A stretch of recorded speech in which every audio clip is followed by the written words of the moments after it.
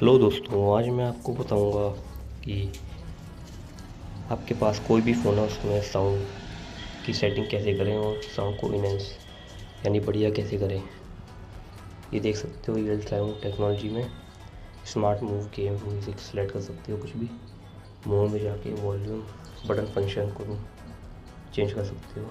वो ringtone volume आएगी अगर तुम वॉल्यूम को अप डाउन करोगे तो देख सकते हो। मीडिया वॉल्यूम करोगे तो मीडिया की आएगी। वीडियो अच्छी लगी तो लाइक करो, नए हो चैनल पे सब्सक्राइब करो। मिलते हैं अगली नेक्स्ट वीडियो में।